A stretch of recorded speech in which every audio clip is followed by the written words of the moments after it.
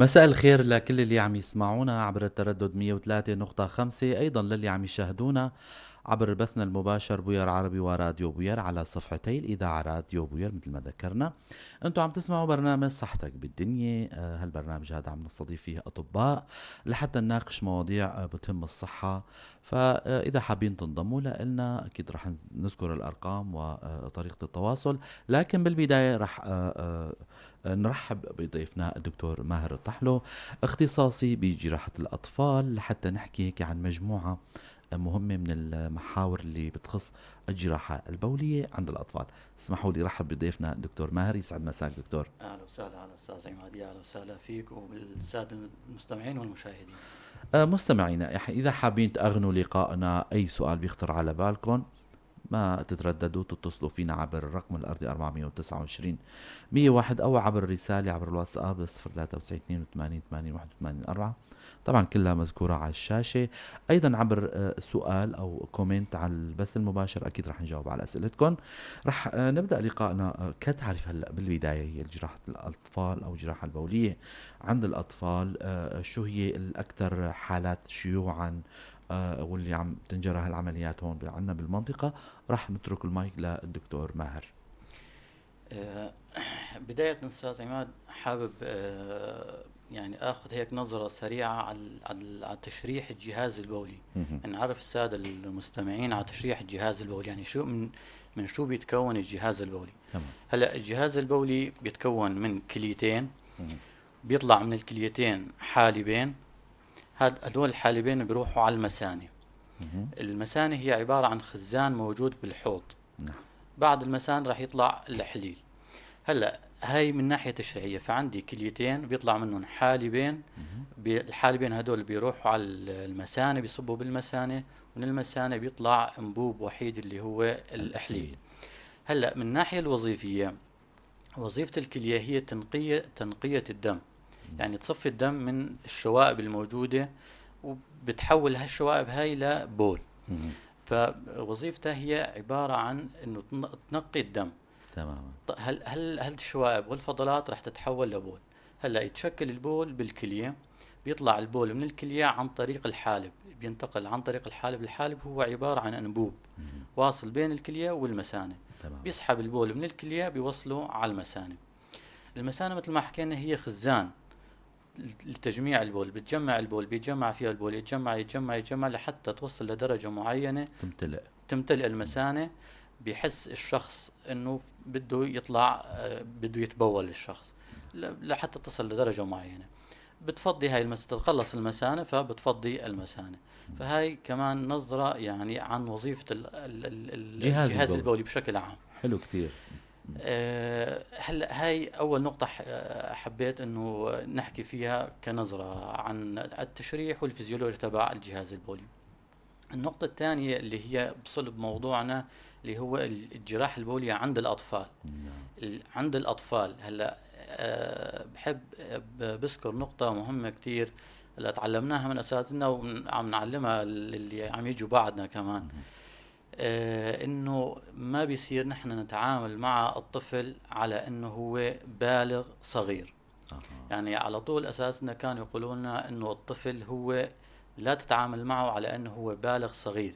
يعني المعلومات اللي موجودة عندك كطبيب عم تشتغل عند الكبار، ما بيصير تطبق هاي المعلومات اللي موجودة عند الكبار على الطفل الصغير. لهم عالم خاص. تماما، يعني وعلم خاص يعني. في لهم علم خاص هدول الأطفال. يعني أنت هذا الطفل حجمه أصغر، وزنه أصغر، الفيزيولوجيا عنده تختلف تماما عن الفيزيولوجيا الموجودة عند الكبير. وأنا حكيت يعني قصدت أنه أحكي التشريح والفيزيولوجيا بالمقدمة، حتى يعني نكون عندنا هيك نظرة مشان نعرف شو كيف ماشية الأمور. فهي كمان نقطتين كتير مهمين. ما بيصير نتعامل مع الطفل على أنه هو بالغ صغير. هدول هن او هاي مقدمة صغيرة عن موضوع الجراحة البولية. هلا الجراحة البولية فيها كتير حالات بصراحة، نعم. حالات شائعة، يعني حالات كتيرة واسعة. هالاختصاص هذا واسع جدا عند الأطفال. صح. في كتير أمراض. نحن يعني على قدر الوقت الموجود عندنا رح ناخذ بعض الحالات الأكثر شيوعا. تماما. راح نبلش بأول حالة اللي هي تضيق الوصل الحويضي الحالبي. هلا التضيق الوصل الحويضي الحالبي هو بداية الحالب. قلنا عندي الكلية بيطلع منها الحالب. الجهاز المفرز. تماما، يطلع منها الحالب. هلا هذا المرض بيكون فيه تضيق ببداية الحالب، يعني هالانبوب هذا اللي طالع من الكلية بيكون فيه تضيق. طيب هلا هذا التضيق يعتبر تشوه خلقي هذا. تماما، نعم. يعتبر تشوه خلقي. هلا هذا التضيق في له درجات. في درجات خفيفة، في درجات متوسطة، وفي درجات شديدة. طيب هلا نحن شو أهميته هذا التضيق؟ هلا مثل ما حكينا انه الكلية هي بتفرز البول، بتنتج البول، بيطلع البول من الكلية بيروح على الحالب. لما يكون في عندي تضيق بأعلى الحالب راح يصير في راح يصير في انسداد جزئي. تمام، راح يكون في انسداد بالحالب. ما راح يخلي البول يتصرف لتحت، فيتجمع البول بالكلية. يتجمع البول بالكلية، يتجمع البول بالكلية، فتتوسع الكلية، يصير في توسع بالكلية. طيب هلا ما في مشكلة، يعني توسعت الكلية، شو راح يصير؟ هذا البول هو يعني ضمن هذا البول في مركبات كيميائية تعمل أذية للكلية. تماما.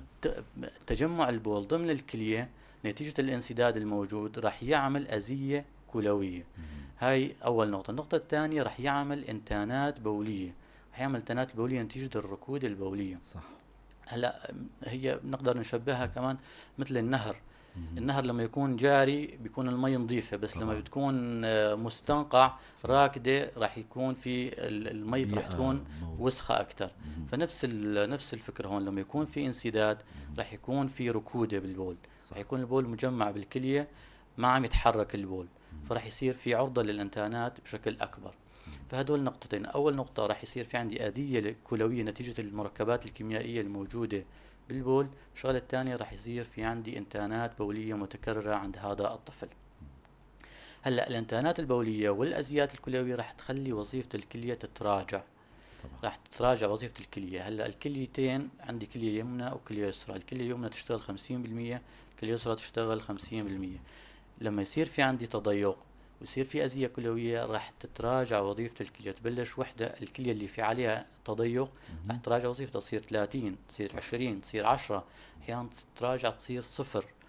وفي حال صارت 0 تصير عضل لازم تستأصل هاي الكلية، غير فعالة هاي الكلية. فهذا هو تضيق الوصل الحويض الحالبي. بيكون في تضيق بأعلى الحالب، راح نتيجة الانسداد هذا يصير في توسع بالكلية وتتراجع، تبلش تتراجع وظيفة الكلية. هلا كيف بنشخص هاي الحالة؟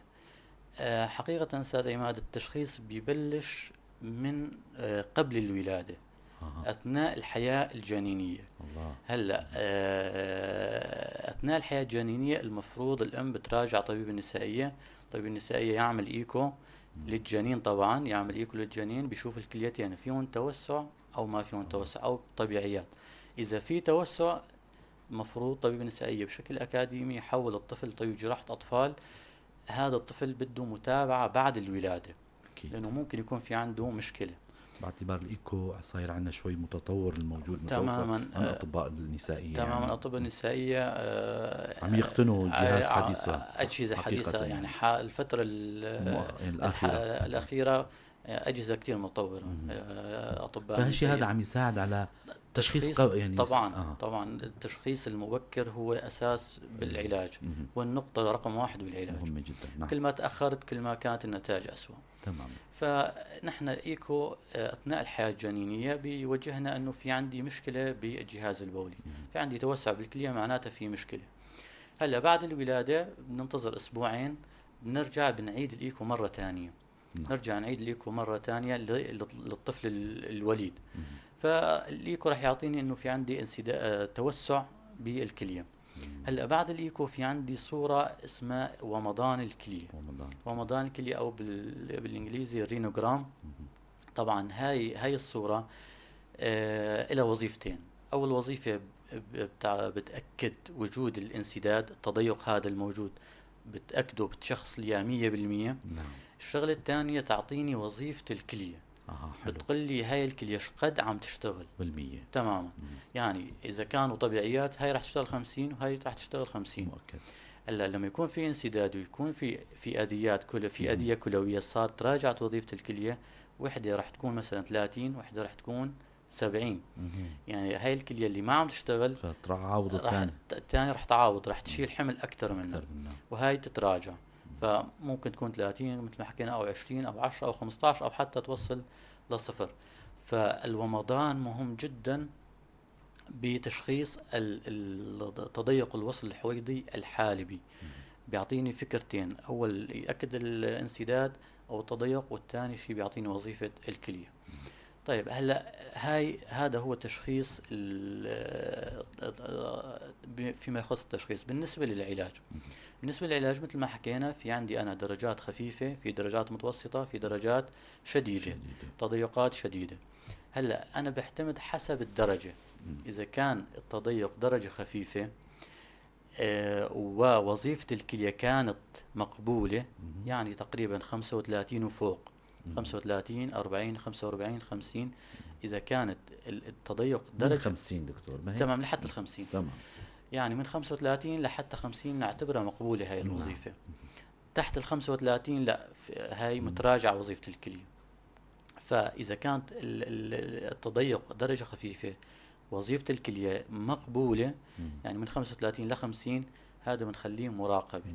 ممكن هذا التضيق بس يكبر الطفل يتوسع ويمشي حاله. تماما. المراقبة طبعا لما نحكي مراقبة، المقصود بالمراقبة انه هذا الطفل ما نتركه هيك يعني خلاص راح الله معك يعني ورجعنا بعد 10 سنوات. لا. هذا بده متابعة كل 6 شهور، إعادة تقييم. تماما. بده إعادة تقييم، بده رمضان كل 6 شهور بنشوف هالتضيق هذا عم يتحسن ولا ما عم يتحسن.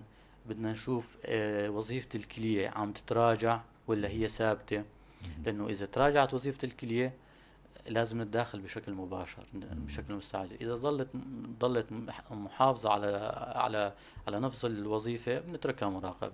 فموضوع المراقبة مو إنه الله تركنا الله معك وبعدين ترجع لنا. طبعا نحن بنضل هيك بنراقب سنويا، كل 6 شهور بنراقب مرة، بالسنة بنراقب مرتين لحتى عمر 9 سنوات. نعطي مجال لعمر 9 سنوات 10 سنوات. إذا ما تحسن التضيق وقتها بيصير بحال الجراحة. هلا هاي الدرجات الخفيفة هاي. هلا الدرجات الشديدة راح تكون وظيفة الكلية متراجعة، راح تكون 20% 15%، راح تكون وظيفة الكلية متراجعة. وهون ما في مجال للمراقبة، هون لازم نتداخل بشكل مباشر وبشكل سريع حتى نحافظ على وظيفة الكلية. ما بيصير نترك الكلية وفي عندي تضيق قدام الكلية. لازم نحافظ على وظيفة الكلية، نداخل بعمل جراحي. طبعا بشكل مبسط مبدأ العمل الجراحي هو انه منطقة التضيق هاي بنقصها. بندخل على الكلية، بنفوت بنقص منطقة التضيق. بنرجع بنوصل ما قبل التضيق الى ما بعد التضيق. وطبعا هذا هو العمل الجراحي. طبعا العمل الجراحي سهل يعني، ما هو الشيء المعقد يعني. طبعا بعد الجراحة كمان في متابعة بعد 6 شهور نعمل رمضان حتى نشوف في تحسن او ما تحسنت الكلية. فهذا هو بشكل مبسط يعني التضيق الوصل الحويضي الحالبي. في كم نقطة يعني في كم نقطة حابب أنوه عليهم بالتضيق الوصل الحويضي الحالبي. صراحة الأعراض تضيق الوصل الحويضي الحالبي أعراض مخادعة. يعني الطفل بيجي بأعراض غير نوعية. يعني مثلا ممكن أحيانا يجي المريض بعرض وحيد هو ترفع الحرارة، يجي فقط بترفع حراري، يكون عنده بس حرارة. طبعا مثل ما بنعرف يعني الحرارة في إلى مليون سبب، يعني ممكن تكون أي شيء بيرفع الحرارة. فإذا ما كان الطبيب متوجه بشكل جيد بيمشي بخطوات أكاديمية بشكل علمي، راح يضيع التشخيص ويتأخر التشخيص، وهون راح تماما على الكلية راح نخسر الكلية. فهي نقطة كتير مهمة، إنه الأعراض بالتضيق الوصل مخادعة، وأعراض بتكون عامة، ما بتكون أعراض نوعية لهذا المرض. مشان هيك يعني انا بحب يعني على طول بننوه لهالنقطه هاي، انه اي مهم. ترفع حروري عند الطفل مهم. لازم نشوف وين السبب. تماما. يعني هاي الحرارة من وين جاية؟ هل هي في إنتان بالصدر؟ نعم. هل هو في إنتان بالأمعاء؟ هل هو إنتان بالجهاز العصبي؟ صح. هل هو إنتان بالجهاز البولي؟ ما بيصير هيك نعالج بشكل عشوائي الإنتانات أو نعالج الحرارة بشكل عشوائي. لازم نعرف السبب حتى ما نضيع الأمراض، مهم. حتى ما نضيع الأمراض. تماما. فهي كتير نقطة كتير مهمة. النقطة الثانية اللي حابب أنوه عليها هي المراقبة أثناء الحمل. تماما. مراقبة أثناء الحمل اللي هي الإيكو أثناء الحمل مهم كتير جدا. مهم. مهم. يعني يختصر كتير وقت على الطفل، وبيحافظ على كلية الطفل، وما بيخلينا نخسر وظيفة الكلية. تماما. هلا دكتور، من خلال حديثك وشرحك لموضوع الجزء او عفوا التضييق والوصل الحالبي، احد طبعا المستمعين والمشاهدين سأل انه عن شو عم نحكي. هن كان الفقره او المحور اللي عم يحكي عنه الدكتور هو تضيق الوصل الحالبي مع الكلية يعني. فدكتور شرحه بشكل جيد. هلا دكتور، شخص ما يسأل عن حاله انه هل الموضوع هذا له الوراثة بيلعب دوره مثلا؟ لا هلا سجلت عندكم حالات مثلا الاب كان هيك والابن مثلا؟ لا مم. هلا مم. يعني الوراثة مم. ما لها دور بالتضييق، وحتى مم. إذا كان في دور بسيط جدا يعني ما لها دور يعني. تماما. آه، حتى الموضوع الآخر اللي ذكرته هو موضوع الحرارة، ترفع الحروري. زملاء الأطباء طبعا آه، الأطفال يعني أكيد أنه دائما ما ياخذوا الموضوع ترفع الحروري على يعني بشكل بسيط يعني. تماما لازم تماما ياخذوا الاستقصاءات اللازمة يعني، سواء تماما كان حتى مو يعني بمجال مثلا الجراحة البولية، ممكن يكون في التهاب سحايا، ممكن يكون في إنتان تماما تماما يعني. فالاستقصاءات دائما الطبيب اللي بيطلبها، وبالتعاون مع الأهالي أكيد. لما الطبيب بيطلب مواد أو تماما إجراءات هي أكيد لمصلحة لصالح الطفل. طبعا اكيد. أكيد. ومثل ما حكينا مم. استاذ مم. عماد، مجال اطفال خاص، خاص جدا، عالم يعني آخر تماما يعني هذا. خاص يعني غير الكبار. أكيد آه، أكيد. رح أذكر مستمعينا للي عم يسمعونا، أنتم عم تسمعوا برنامج صحتك بالدنيا عبر أثير إذاعة بوير اف ام. ضيفنا بالاستديو الدكتور ماهر الطحلو، اختصاصي بجراحة الأطفال. اليوم عم نحكي هيك عن محور هو مثل ما ذكر ببداية الحلقة الدكتور، هو يعني ضمن هل الجراحة البولية عالم كبير وواسع، ولكن اليوم هيك حبينا ناخذ العناوين الرئيسية والخطوط العريضة اللي بمجال الجراحة البولية، هن أكثر حالات شيوعا. دكتور، هلا لو بنسمع هلا في جزر مثاني حالبي وفي تضيق وصل حويضة بين تمام. الكلية هلا والحويضة. التضيق حكينا مم. هلا بالبدايه. مم. الجذر المثاني الحالبي، أها. مثل ما حكينا ببداية الحلقة، مم. التشريح الجهاز البولي. مم. هلا هلا كلمة جزر يعني تماما تماما. أها. هلا نحن بنعرف الحالب يدخل على المثانة، نعم. بيدخل ضمن المثانة. مم. الحالب هو انبوب بينزل من الكلية بيدخل على المثانة. المثانة مثل البالونة او تمام. مثل الطابة موجودة بالحوض.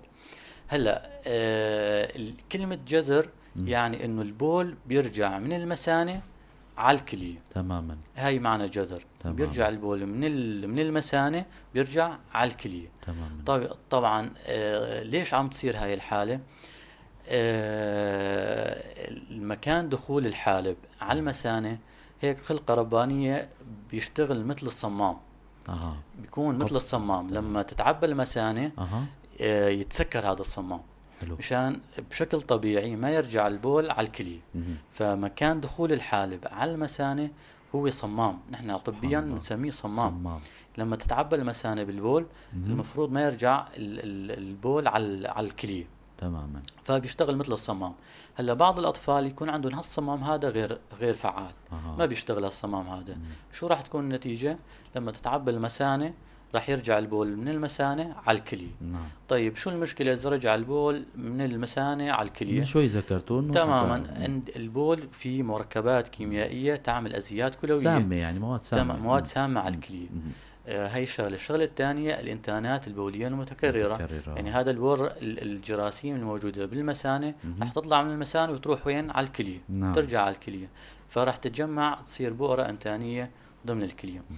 فهذا هو الجذر المثاني الحالبي. المقصود كتعريف فيه يعني. مثل ما حكينا مم. في صمام عند المثانة، مم. وظيفته انه يمنع البول ما يرجع على الكلية. لما يكون هذا الصمامان فعال بصير في عندي البول يرجع على الكلية. دكتور، العرض كيف بيكون هلا إذا الطفل كان عمره بين الشهور أو صار سنين؟ كيف الأهل ممكن يلاحظوا إنه هالطفل هذا ما له مثل أقرانه، ما يعني حالته غير طبيعية؟ تماما. الأعراض كمان نفس الفكرة، الأعراض كمان مخادعة. ممكن يجيك بترفع حروري فقط، ممكن يكون في عنده نقص وزن أو هياج متكرر الطفل. أو ترفع. الأهم عرض هو الترفع الحروري عند الأطفال. ومثل ما يعني نوهنا، أنا حبيت أذكر هالنقطة هاي لأنه جدا مهمة. يعني أكثر من مرض بنشوفه. لما يكون في عندي ترفع حروري لازم أدور على السبب. لازم ندور على السبب، هو لو بالصدر، بالبطن، بالجهاز البولي، بالجهاز العصبي، وين ما بيكون لازم ندور نستقصي عن السبب حتى نعرف شو نطلب استقصاءات وكيف نعالج بشكل سليم. هلا هذا كتعريف عن الجدول المثاني الحالبي. هلا بالنسبه للتشخيص، بنشخصه عن طريق صوره بنسميها نحن بشكل علمي تصوير مثاني بالطريق الراجع. مبدأ هاي الصوره انه بندخل قسطره بالمثانه وبنحقن ماده ظليله بالمثانه، بنعبي المثانه بماده ظليله وبنصور اثناء هاي اثناء الحقن. بتبين على الاشعه، تتعبى المثانة، تتعبى هاي المادة ظليلة، بتبين على الأشعة، صورة الأشعة. بتتعبى. في حال كان الصمام غير فعال رح نلاحظ إنه البول طلع لفوق، طلع على الكلية. فهون بنشخص جذر مثاني حالبي. طبعا هون حسب الصورة الشعاعية في له درجات. تماما. في له درجة أولى، ثانية، ثالثة، رابعة، خامسة. بيعتمد على حسب إيش قد عم يطلع بول على الكلية. تمام. يعني مثلا إذا طلع البول لنص، طلع لفوق لنص الحالب ما وصل للكلية، بسميه درجة أولى. إذا وصل للحويضة درجة ثانية، إذا وصل للكويسة درجة ثالثة، وهيك. يعني في لي 5 درجات موجودة عندي حسب الصورة الشعاعية. فكمان هو بيكون على شكل درجات، 5 درجات. طبعا الدرجات مهمة جدا، بتفيدنا بالعلاج. أكيد بتهمنا بالعلاج، يعني رح نفرق بيناتهم بالعلاج. الدرجات الخفيفة، الدرجة الأولى والثانية والثالثة، بتكون وظيفة الكلية جيدة عادة. لما تكون وظيفة الكلية جيدة هون بنحط مراقبة. كمان هذا نفس فكرة التضيق الوصل الحويض الحالبي. بس يكبر الطفل هذا الصمام بيرجع يشتغل مرة ثانية لما يكبر الطفل. فالدرجات الخفيفة ولما تكون الكلية وظيفتها طبيعية أو أقرب للطبيعي، يعني وظيفة مقبولة، يعني 35 إلى 50 مثل ما حكينا، هون نقدر نعمل مراقبة. وقلنا كلمة مراقبة يعني كل 6 شهور بده صورة جديدة. مجموعة تحاليل. تماما. صورة بنعيدها كل 6 شهور مشان نشوف في تحسن أو ما في تحسن، نشوف وظيفة الكلية عم تتراجع ولا هي محافظة على الوظيفة. هاي لما تكون درجات الخفيفة. هلا بالنسبة للدرجات الشديدة 4 أو 5، هون الحل جراحي. حل جراحي ما فيه، لأنه بتكون وظيفة الكلية متراجعة. وبهالدرجات الشديدة هاي ما رح يتحسن، حتى إذا تركناه فترة طويلة كمان ما رح يتحسن الجذر المثاني. طبعا مبدأ العمل الجراحي بشكل مبسط انه نحن بنيجي نفصل الحالب عن المثانة. نفصل الحالب عن المثانة، بنرجع بنثبته على المثانة بطريقة بحيث انه هالصمام يرجع يشتغل مرة تانية. تماما. بحيث انه لما تتعبى المثانة يشتغل الصمام، يرجع يشتغل مرة تانية. فهاي الصمام كتير مهم، الموجود بشكل يعني رباني عند الأطفال. الصمام هذا تلقائيا طبعا هو موجود بنهاية الحالب، مكان الوصل الحالبي بين المثانة. تماما. يعني هذا ما فينه تتعاملوا معه كموضوع اللي من شوي حكينا عنه، هو مثلا بتر أو قص أو مثلا إعادة، فهذا ما بيستغنى عنه لأنه هذا هو العصب الموجود بنهاية. لا نحن بنقص الحالب، بنقصه ونشيله عن المثانة، نفصله عن المثانة. أيوة. نرجع نزرعه على المثانة، بنوصله بس بطريقة بتكنيك خاص، يعني تكنيك خاص بحيث انه بيصير في صمام. يعني بنقلد الصمام الموجود. تماما. بنقلد الصمام الموجود، فبيرجع انه كم بيمنع البول يطلع من المثانة على لا الكلية. تمام. دكتور، خلال حديثنا من شوي حكينا عن موضوع الرينوغرام والتصوير بالطريقة الراجعة. هلا هالإجراء هذا مو متوفر عندنا، بظن ما بعرف إذا صح في بالشام. صح، ايه موجود بالشام. فهذا الإجراء لما بينطلب أكيد مزبوط، ايه بيضطروا إنه تبعتوا المريض على الشام. للأسف يعني هلا هو شوي ما يعني غالي بصراحة. صح. الجهاز غالي، المواد لكن غالية منيح حتى إنه بالشام. موجود بسوريا يعني. هلا حتى بالشام يعني احيانا كتير مواد ما صعب. في. للأسف. يعني نتمنى انه حدا يجيبونه هو على القامشلي، راح والجراحين يفيد كتير الموجودين. بصراحة الأطفال. إن شاء الله. راح يوفر عليهم كتير جهد أكيد. ووقت. وراح تنعمل هالعمليات هون تماما، بأيادي ايه خبيرة. تماما مثل ما تماما. رح أذكر مستمعينا مرة تانية، للي عم يسمعونا أو اللي انضموا جديد لنا، أنتوا عم تسمعوا برنامج صحتك بالدنيا. معكم أنا عماد خلف من وراء الميكروفون، زملائي بالكنترول شيرين ومروان. عم نحكي اليوم هيك بحضور الدكتور ماهر الطحلو، اختصاصي جراحة الأطفال، عن محاور مهمة عن بين قوسين عالم جراحة الأطفال، وخصوصا الجراحة البولية عند الأطفال. وحكينا عن موضوع جزء المثاني الحالبي، وأيضا تضييق الوصل الحالبي الحويضي الحالبي. هلا دكتور، أيضا من ضمن هالتشوهات أو الخلقية إذا جاز التعبير، هي الأحليل التحتي، هي الحالات أيضا كمان حالة نسب شائعة شائعة جدا نسب صراحة. لا بأس بها يعني. 1 على 300. يعني من كل 300 طفل في حالة تحليل تحتي. حالة شائعة صراحة. يا ريت نحكي عنها. شو هو التحليل التحتي؟ التحليل التحتي مثل ما بنعرف نحن، بشكل طبيعي الفوهة البول بتكون برأس العضو الذكري. نعم. بمقدمة أو رأس العضو الذكري. نعم. هذا بشكل طبيعي. هلا الطفل اللي عنده إحليل تحتي، هاي الفوهة بتكون لسه لتحت أكتر. نعم. ما بتكون برأس العضو الذكري، بتكون تحت. نعم. ممكن تكون بعيدة عن المكان الطبيعي نص سنتي، ممكن سنتي، ممكن 3، ممكن حسب. فكمان حسب هي ايش قد عم تبعد عن المكان الطبيعي بنقسمها لدرجات. في درجات خفيفة، درجات متوسطة، درجات شديدة. نعم. الدرجات الخفيفة هي الفوهة بتكون قريبة على المكان الطبيعي. المتوسطة بتكون بالنص، الشديدة بتكون لتحت كتير، بتكون بعيدة عن المكان الطبيعي.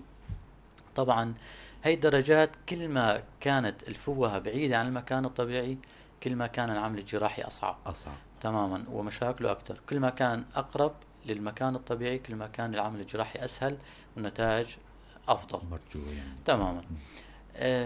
هلا هذا هو الإحليل التحتي باختصار. يعني الإحليل التحتي يعني حتى بالنسبة للتشخيص يعني الأهل هن بشخصوه يعني واضح، يعني واضح يعني أثناء ما في داعي للصور، ما في داعي لأي شيء حتى نشخصه. بيكون واضح. الأهل أصلا يجوا هن بيقولوا عنا طفل عنده إحليل تحتي الحالة المعينة تماما. بيصير بس أو يجي محول من طبيب أطفال، أو يجي محول من طبيب أطفال، بيصير أنت عليك بس تعمل عمل جراحي. تماما. والتدبير هون حصرا جراحيا؟ ما طبعا ما في، لا تماما حصرا جراحي مهما كان عمر الطفل دكتور. لا هلا نحن الجراحة بنبلش بعمر 6 شهور. 6 شهور لأن هي من العمليات الباردة يعني. تماما عمليات باردة تماما. عمليات باردة ما نسعى فيها، ما فيها ضرر على الكلية، جهاز البولي تماما. بنخليها لعمر 6 شهور، يكبر شوي الطفل وبعمر 6 شهور وفوق بنبلش بنشتغل بالإحليل التحتي. طبعا مبدأ العامل الجراحي هو انه هاي الفتحة اللي هي تحت بنطلعها لفوق، بنسحبها بنطلعها لفوق. طبعا هلا في عشرات الطرق. في عشرات الطرق، كل جراح في عنده طريقة خاصة. في عشرات يعني. مدارس تماما. خاصة من الإحليل التحتي في عشرات الطرق يعني. أيوة. هلا لو بعد لك يوم في عشرات الطرق. كل جراح فيه له طريقة خاصة، متعود على طريقة خاصة يعني. وهو شايف النتائج انه هاي الطريقة كويسة فمتبع هاي الطريقة. في نقاط مهمة بصراحة حابب أذكرها بالإحليل التحتي، أو يعني مشان السادة المستمعين. نقاط مهمة بالإحليل التحتي. أول نقطة إنه هاي الفوهة اللي هي بتكون أسفل المكان الطبيعي أحيانا بتكون ضيقة. بتكون ضيقة هيك بشكل طبيعي. فالبول عند الطفل بيكون في صعوبة بالتبول. صح. فهي النقطة لازم ننتبه لها، إنه ما نترك الطفل هيك لحتى عمر 6 شهور لحتى نسوي له العملية. لازم نعمل له توسيع هاي الفوهة. فأحيانا تيجي تكون ضيقة لازم نوسعها مشان البول بيكون بشكل سلس، ما بيكون في صعوبة بالبول، فبدها توسيع. لما تكون في تضيق بهاي الفوهة لازم نوسعها. هلا هي أول نقطة. النقطة الثانية ننتبه لأنه القلفة أو الجلد الموجود بمقدمة العضو الذكري حضر السؤال هذا تماما هاي لازم نحافظ عليها. آه. لازم ما نطهر الطفل، لازم نحافظ عليها لأنه هاي بتفيدنا بالعمل الجراحي. نحن نستعملها بتصحيح التشوه الموجود عند الطفل، بتفيدنا، لازم ما نقرب عليها. طبعا هلا في يعني صاير في وعي أكثر بالناحية هاي عند المطهرين الممرضين متعاونين يعرفوا إلى حد تماما ما لما بيشوفوا هاي الحالة بسرعة انه خلاص ما نبدأ يقرب نعمل. عليها، بيحول للطبيب المختص بشكل تلقائي. فهي نقطة كمان جدا مهمة، لازم ما نقرب على القلفة لأنه راح تفيدنا بالعمل الجراحي. النقطة الثانية، أنا كطبيب لما أجي بفحص مريض أحليل تحتي بنتبه على التشوهات المرافقة. يعني أحيانا بيكون في تشوهات مرافقة بالعضو الذكري نفسه. نعم. يعني ممكن يكون العضو الذكري منعطف، نعم، يعني نحو الأسفل، أو ممكن يكون في دوران يعني فهاي النقطة لازم ننتبه لها. ليش ننتبه لها؟ لأنه لازم لأنه إذا تركناها ورحنا عملنا العملية الإحليل التحليل وتركنا الانعطاف ما يكون استفدنا شيء. ننتبه لهالنقطة مشان نصلحهم مع بعض. لما نسوي الإحليل التحتي كمان نصلح الانعطاف أو الدوران الموجود عند الطفل عشان ما تعرض الطفل العمليتين تماما. فتفحصوا بشكل دقيق. حلو. ننتبه انه ما في عندي تضيق بالفوهة، اذا في تضيق بوسعها، وننتبه كمان ما في تشوهات مرافقة، تمام. ما في دوران او في انعطاف. اذا في مشان تحضر حالك تكون جاهز مشان بس تعمل عملية الإحليل التحتي تصلح الانعطاف او الدوران الموجود. هلا هاي كمان نقطة كمان سألتني عن موضوع الوراثي. الإحليل التحتي هو يعني الوراثة إلى دور كتير كبير فيه. عكس تماما في إلى دور كتير كبير فيه. يعني أنا هلا من خلال تجربتي بيجوني طفل وأخوه. أيوة. الطفل وأخوه يعني بسوي له عملية، الطفل وأخوه بيجوا يعني. وبيكون هلا لما باخذ القصة هيك بشكل مفصل بيكون أبو الطفل كمان عنده إحليل تحتي. أيوة. فموضوع وراثي بامتياز، يعني في الوراثة تلعب دور بهاي الحالات. ومثل ما حكينا شاع 1 ل 300. هلا آخر نقطة كنت حابب أذكرها بالدرجات الشديدة بالإحليل التحتي، يعني لما تكون الفوهة بعيدة عن المكان الطبيعي يفضل نعمل إيكو بطن. نعمل إيكو بطن حتى نشوف إنه ما في تشوهات بالكلية تماما، مش لأنه الدرجات الشديدة ممكن يكون في عنده تشوهات بالكلية. فنعمل إيكو بطن كمان احتياطا حتى نتأكد إنه ما في أي تشوهات بولية. فهذا هو الإحليل التحتي يعني بشكل وتدبيره سهل يعني، ونتائجه جدا مرجوة يعني. نحن حسب الدرجة تماما. قلنا الدرجات الخفيفة والمتوسطة النتائج ممتازة. الدرجات الشديدة العمل الجراحي أصعب شوي، أصعب، النتائج شوي أقل يعني أقل من الدرجات الخفيفة والمتوسطة. تماما. طبعا نحن دائما بنهاية لقاءاتنا دكتور جملة من النصائح، التوصيات إذا هيك حبينا نسميها للمستمعين، للمستمعات، للآباء والأمهات اللي عندهم أطفال، للزملاء الأطباء، أطباء الأطفال، يعني عبر منبر بوير وبمجموعة من النصائح من عندكم للمستمعين. تماما أستاذ أيمن، هلأ حكيناهم نحن بس أرجع بذكرهم. بنذكرهم مرة تانية. هي موضوع أنه أول شيء الإيكو أثناء الحمل مهم جدا، يعني مو حتى بس مشان التشوهات البلوية، القيلات، التشوهات يعني تعمل مسح أنت للطفل يعني تماما يعني حتى تعرف ما بعد الولادة شو تعمل تماما. فهي أول نقطة، الإيكو أثناء الحمل مهم جدا. النقطة الثانية ما ناخذ الأعراض عند الأطفال بشكل بسيط أو هيك بنتعامل معه بشكل عشوائي. وحكينا موضوع الحرارة أبسط مثال، والحالات الموجودة عندنا هي أبسط مثال، بتكون فقط تظاهر بحرارة ولكن في عندنا مشكلة كتير كبيرة وخطرة على وظيفة الكلية.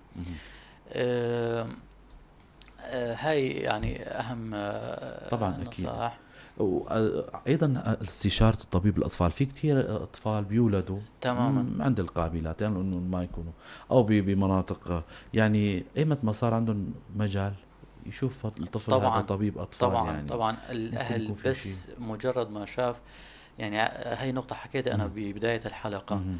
انه الطفل ما هو مثل الكبير. مهم. لازم حتى يعني نحن كأهل، حتى مو كأطباء، كأهل نتعامل الطفل انه ما هو مثل الكبير فيما يخص الامراض. مهم. يعني اذا عنده حرارة والله خلص خذ لك حبة او شراب او كذا، ما بيصير. نعم. فالطفل لازم نتعامل معه بشكل خاص. اي شكاية لازم نعرضه على الطبيب. الطبيب بس يشوف الطفل يطلب له استقصاءات، يطلب له تمام. اشعة، يطلب له ايكو، يكون متعاونين مع الطبيب، مهم. لانه بالنهاية الطبيب هو بده مصلحة الطفل يعني. أكيد. شكرا لكم على المعلومات القيمة دكتور يا اهلا ماهر، وسهلا. وعلى الاستضافة الحلوة. يا اهلا وسهلا استاذ شكرا عماد، يا اهلا لكم. وسهلا. شكرا لزملائي بالكنترول والبث المباشر شيرين وأيضا مروان. كنت أنا معكم عماد خلف من وراء الميكروفون. كان ضيفي بالاستوديو الدكتور ماهر الطحلو، اختصاصي بجراحة الأطفال. على أمل نلقاكم الأسبوع القادم ضيف جديد وحلقة جديدة. ضلوا بخير وسلامة.